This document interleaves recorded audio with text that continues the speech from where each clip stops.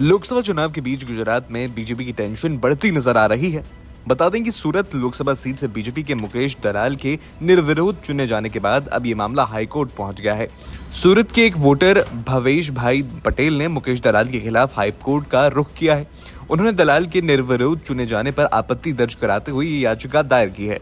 हालांकि गुजरात हाईकोर्ट ने जनहित याचिका पर तत्काल सुनवाई करने से इनकार कर दिया। खबरों की माने तो हाईकोर्ट की मुख्य जस्टिस सुनीता अग्रवाल का कहना था, याचिकाकर्ता ने जिस आधार पर चुनाव परिणाम को चुनौती दी है वो चुनाव याचिका के दायरे में आता है, न कि जनहित याचिका के दायरे में। उन्होंने कहा कि आपको चुनाव याचिका दायर करनी होगी।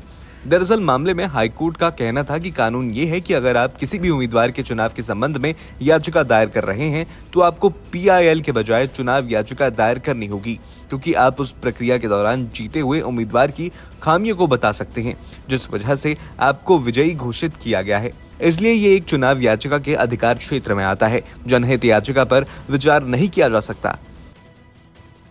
इतना ही नहीं, मामले में सुनवाई के दौरान सुनीता अग्रवाल ने कहा कि निर्विरोध चुने गए उम्मीदवार के लिए कोई अलग मानदंड नहीं है।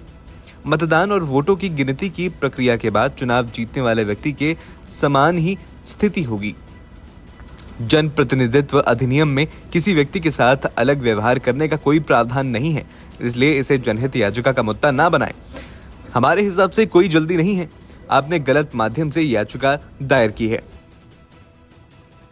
गौरतलब है कि गुजरात की सभी सीटों पर 7 मई को मतदान होना था। हालांकि सूरत सीट से बीजेपी के उम्मीदवार मुकेश दलाल को निर्विरोध चुन लिया गया। अब राज्य की 25 लोकसभा सीटों पर एक ही चरण में मतदान होना है। साल 2014-2019 के लोकसभा चुनावों में बीजेपी ने यहां की सभी 26 सीटों पर जीत हासिल की थी।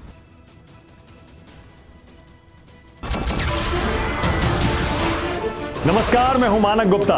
अगर आपको हमारा ये वीडियो पसंद आया हो तो इसे लाइक और शेयर जरूर करें, और हाँ, हमें सब्सक्राइब और फॉलो करना ना भूलें ताकि आप देश और दुनिया की कोई खबर मिस ना करें। तो जुड़े रहिए हमारे साथ और देखते रहिए न्यूज़ 24।